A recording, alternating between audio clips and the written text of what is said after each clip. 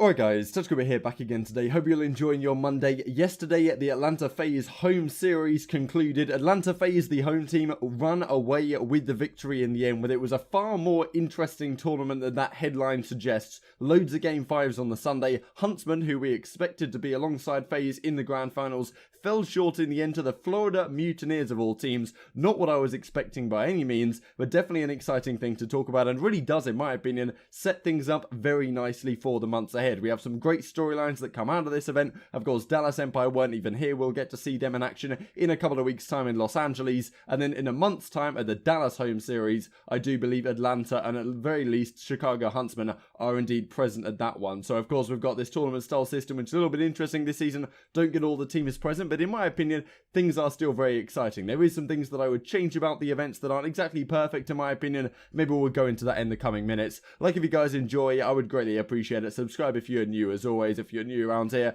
First of all, I wanted to say thanks again to Cam Allen and Horizontal for putting together these fantastically looking, gorgeous scoreboards that we're going to go through in the coming minutes. If you guys haven't followed them on Twitter yet, I'd appreciate it down in the description box below. First of all here, Atlanta FaZe, not only did they win the main tournament, they also won the Academy stuff. Gravity, Journey, Sparks, Sibilance, and Jimbo end up winning this one. So pretty impressive tournament run from them, beating UYU in the grand finals, and Parasite's team just falling short in 5th to 6th. If you guys are interested, all the relevant stuff is on screen right now. Let's move on to the tournament then. So here we go. This is what happened on the Sunday. There were pretty much all the teams were remaining, or maybe a couple of teams got knocked out. Whatever. Let's go into it. Minnesota Rocker, Paris Legion, 3-2 to open things up. Like, this was an crazy series. I did actually call this in my predictions. I give myself props here. You know, I said that Minnesota would beat Paris first time round. I said that they'd play them again. I said Minnesota would win the second time round, and indeed they do. I had a lot of faith in this Minnesota team. I do think Paris are also a very, very good squad, and we saw how good Minnesota were later in the day as well. But, you know, 250, 152, 6-3 to Paris. Really, really back and forth series. But in the S&D, comfortable for Minnesota on Gunrunner. Very competitive teams in my opinion. It really makes things exciting, given how close Paris have played a lot of teams, and how close Minnesota have played a lot of teams, namely Atlanta and Huntsman, arguably the two best teams in the game right now. These guys are probably a top 4 team in the game. Paris can't be too far behind that in my opinion. So, you know, exciting stuff. Kismet had a really poor series here. If he didn't have that really poor series, it's very possible Paris could have won this one. Then you had Royal Ravens Mutineers. Now, Ravens won the first series pretty damn comfortably that we talked about yesterday. This time it was a very, very different story indeed. Mutineers won map number 1. London Royal Ravens bounced back in fantastic fashion in game 2. Really close domination loss though in the game 3. Royal Ravens won map 4, and then the S&D Mutineers clutched up in a game 5, and that's a feature that you guys will see over you know, over the coming minutes that we look into that Chicago series, which I'm sure all of you are very intrigued by. So yeah, Mutineers beat London. Wiskin has an unbelievable series again. To some degree, he's doing so well because his teammates aren't doing so well, but it has to be said. Wiskin's one of the best players in the game right now. He keeps proving it again and again and again. There's even an argument he's number 1 in terms of how he's playing. And his kills are not exactly like non-important kills, right? He's getting impact frags. He's dropping a 1.4. Still losing the series though. Impressive stuff from Mutineers. Pristini turned up big time in this one. And then we have FaZe versus the Rocker. So this was the first semi-final of the day. Rocker win map 1 in a really close fashion here on Hackney Yards. Exciting map. It felt like Atlanta FaZe had the upper hands, but Rocker won some good rotations and they end up winning out and going up 2-0 in the series. Indeed they do. But then it comes down to a game 5 and a reverse sweep is in session. And I was really impressed by Atlanta FaZe here. Like, first of all, you know, superb credits to Rocker. Like, they played superb. They showed, in a sense, how to beat FaZe in that they really, you know, assault and got RX using the assault rifles a lot of times, had great series, and, you know, kept their range and tried to take Atlanta FaZe where they're not so comfortable. If you try and play against a BZ and Simp and those guys, you know, running at you, you're not going to have a good time. There's no SMGs in the world that can deal with that. However, if you can slow them down, if you can keep them back, if you can use your stuns, if you can set up your assault rifles in position to take those longer range fights, that's how you're going to win against Atlanta FaZe. You're not going to win it by playing their game. Minnesota do a good job on that on the first couple of maps. The domination, they played pretty well in a similar fashion as well, but FaZe were just too strong, brought it back to a game 5, and just, this was super impressive from FaZe, given that we know that they have all these other assets. Super fast team, very good in multiple different aspects, but what we didn't know yet, do they have the clutch factor? Do they have the ice? And this is one thing I was talking about. With no in-game leader in this type of situation, it's a little bit dicey, right? Not something that we've seen a team do before. I talked in the storylines video before the event. You know, it's kind of new wave of Call of Duty, but I got Crowder behind them. They've got some other individuals that, you know, can kind of keep the team under wraps, and they pull off a reverse sweep here. Super, super impressive stuff. 6-4 in the game 5 as well. Rocker nearly brought it back, but FaZe got the job done in the end on Gunrunner. And this was the overall series. Silly and Asim had a poor one, to be honest. But Alex, you know, Assault and GodRx both had monster series. And, yeah, really disappointing for them, given how well they played. Also, you know, they took map 1 yesterday against the Huntsman and couldn't close that series out either. So yeah, not the best series of Major Maniac here, but Cilium drops 100 kills. Simp is not far behind that at all.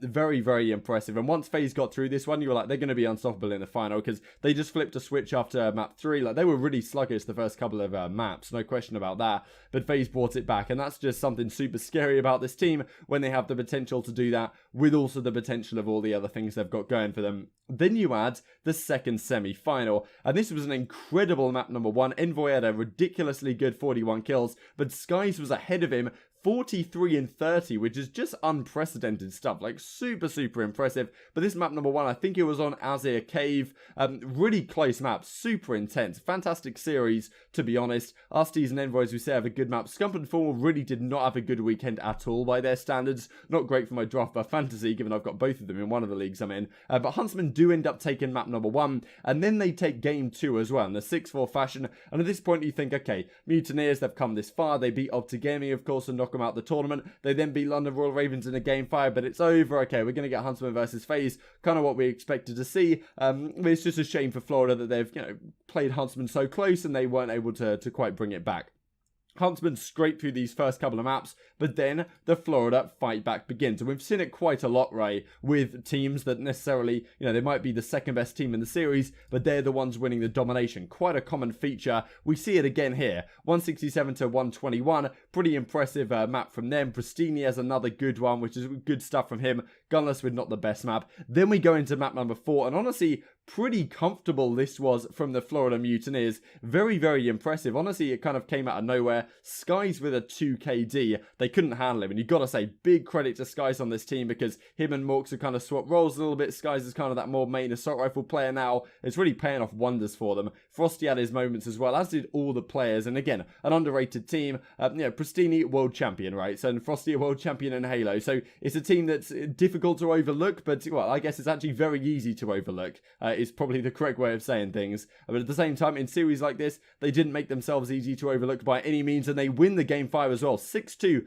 Comfortable, to be honest. When it mattered, when the pressure was on, I think it kind of got in Huntsman's heads. And we've seen about this, and I'm really intrigued to hear your thoughts in the comment section below, because Huntsman talked about their earlier series they played. Like, you know, we were underestimating opponents, we were just focusing on FaZe, that we didn't, you know, took Toronto Ultra less seriously than we should have done. Maybe a similar case in this series. They win the first couple of maps, and then things start falling apart, and they really don't have the composure to put things back together. And not what you want to see from Huntsman, especially off the back of that victory. We were hoping for that great series, Chicago versus FaZe, but we got denied it. And all 4 series, the first 4 at least, on the Sunday went to a game 5. So yeah, interesting to hear your thoughts on the Chicago team down below. Maybe this is a good step though, right? As I think we'll look at a nameless tweet in a second. Is this the time to lose? However, I feel like in previous seasons, we've said that a lot. And we've said about the OpTic Gaming teams, okay, yeah, this loss will humble them. It'll get them in a good state of mind. They'll refocus and get back to their game. To be honest, previous OpTic Gaming iterations, we haven't seen that in the latter half of the year. Which does make me question, especially when you've got Gunless Formal on the team like that. And we've heard Envoy on the desk talking about that there's, you know, some arguments going on behind the scenes in the squad.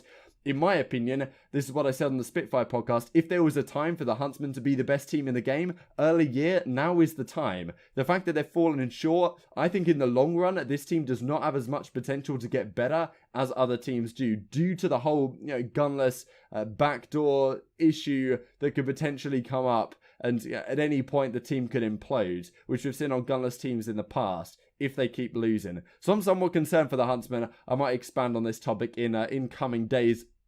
Florida Mutineers, though, you know, really impressed with them. And there's a lot of teams this weekend. Mutineers, of course, is the big one. The Rocker, for sure. even Toronto Ultra put on a show, Paris Legion once again. All of these teams played really, really well and proves it's super, super competitive right now and very exciting indeed. This was the overall series scoreboard. Envoy the only man to break 100 kills on the Huntsman. Skies managed it with an even better KD on the Florida Mutineers. A very back and forth series, but another reverse sweep. Not what you were expecting. And RST says, uncomfortable all weekend. So sloppy, it's embarrassing, just pathetic. And of course, what I didn't even talk about, RSTs versus Pristini, the battle of the twins. First guys we've seen those two clash since they won the World Championship on United. Thought it was really rough. They got them on stage for a post-game interview. I hate losers' interviews. I really don't think they work. But, you know, anyway, whatever. It happens.